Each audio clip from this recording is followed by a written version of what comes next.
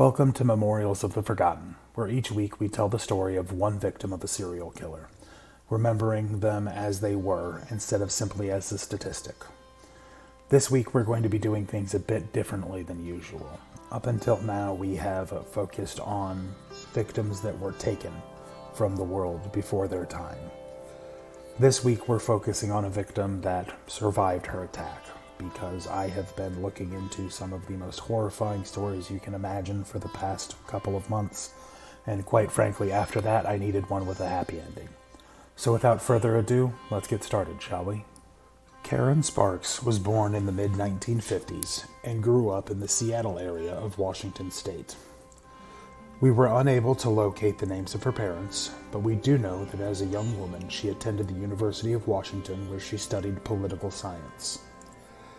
At just 18 years old, she was living in a small basement apartment in Seattle's University District, preparing for her future and beginning the early steps of adulthood.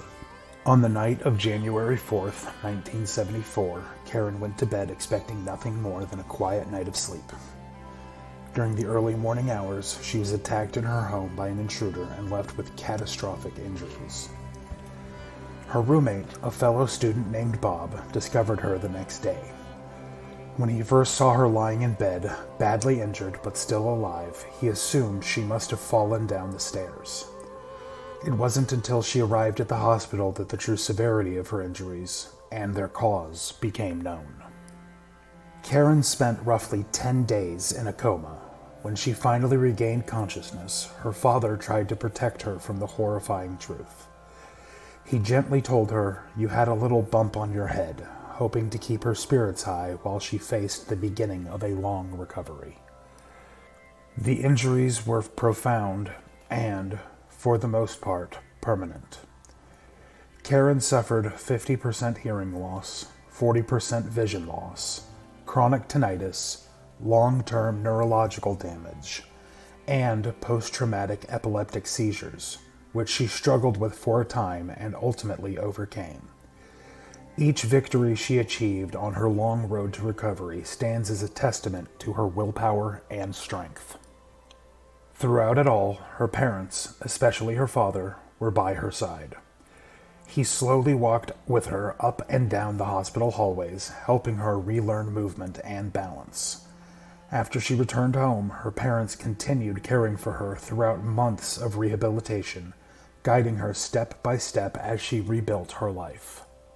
In the days following the assault, Karen's father also made a chilling connection entirely on his own. When news broke that University of Washington student Linda Ann Healy, whom we have previously covered on this channel, had gone missing, he immediately recognized the similarities and feared the same attacker was responsible. According to Karen's own words, he made that connection before even the police did. For many years afterward, Karen wished only for privacy. Out of respect for her wishes, early reports referred to her by pseudonyms such as Joni Lenz, Mary Adams, and Terry Caldwell. She wanted to live quietly, away from public attention, and her choice was honored for decades. Despite the physical and emotional trauma that she endured, Karen refused to let the attack define the rest of her life. She returned to her education, rebuilt her independence, and eventually worked professionally as an accountant. She got married and she became a mother, though she kept the details of her family life private, a boundary that deserves full respect and one that we have every intention of honoring. Karen has spent most of her adult life in the Pacific Northwest, living quietly and focusing on the life she created for herself. For decades, she chose silence. When she eventually decided to speak publicly, she did so with remarkable strength, defining her life not by what happened to her, but by the resilience she carried forward from it. Normally at this point, we would tell you the name of the victim and encourage you to remember them from time to time, to ensure they are never forgotten. And while we still want you to remember Karen and the strength it took to overcome the injustice done to her, we are going to end things a bit differently. This time, we decided to take the opportunity to close with a quote from Karen herself.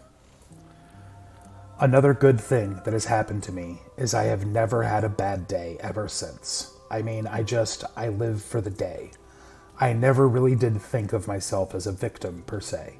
I mean, sure, I was victimized, but I am no victim. If you think of yourself as a victim, you're a victim for the rest of your life, and that is the most crippling thing of all. Thank you very much for listening, ladies and gentlemen. Have a wonderful day.